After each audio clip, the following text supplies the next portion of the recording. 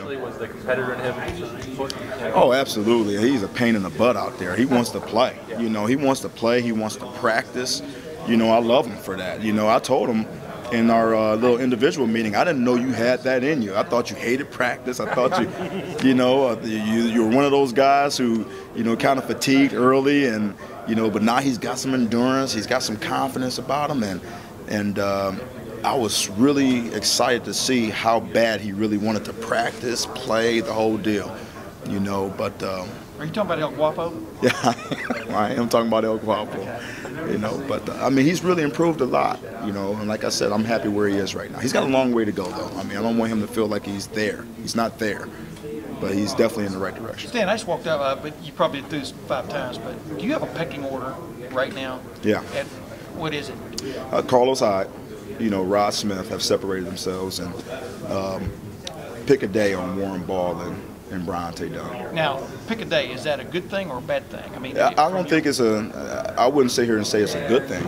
I think these kids need to continue to develop rather quickly.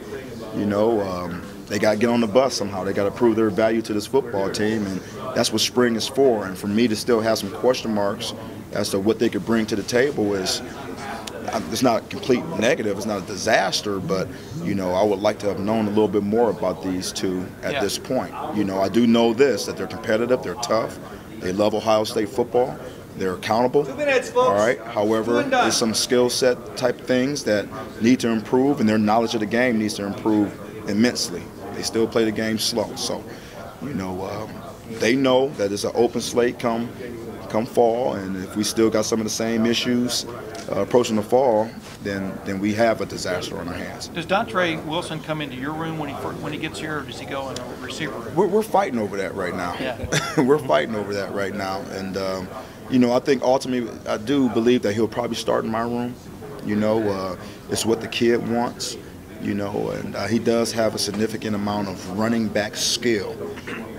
But no matter where, as you guys get a feel for this offense in the future, we're always going to have a hybrid or that versatile type player that comes from 2 positions. Yeah. It's going to come from the running back room. It's going to come from the receivers room. Where we're really hitting it pretty good, we have them in both positions already. And we're working toward that. Yeah. So at the end of the day, those body types will be, cross-trained equally the same. So what room they're in won't matter as much, but as long as we have it coming from both of those 2 positions, then we're cooking with grease. You can talk about hybrid, obviously Jordan Hall. I mean, during a couple weeks ago, you mentioned he's in both rooms tonight. Just talk about the progress that Jordan has made and how he's, as far as, I know he sat out a lot because of injury and other things, but I mean, did he take a step back, you think, considering he was coming from injury? Or? You know what? I think he took a step forward from a cognitive standpoint, because he had to study our system a little differently from that receiver position. He just took his vision point from, that of a running back, box reads, smaller, tight triangle reads, to seeing the whole field at receiver. So all that for a person like Jordan, who is already a smart football player, all that helps him. He will be a young man out there that plays at the right speed, makes very little mistakes and things of that sort because of that. So to say he took a step backwards, no, I still think it was a productive spring for him, although he wasn't physically able to get out there and do the things we wanted him to do.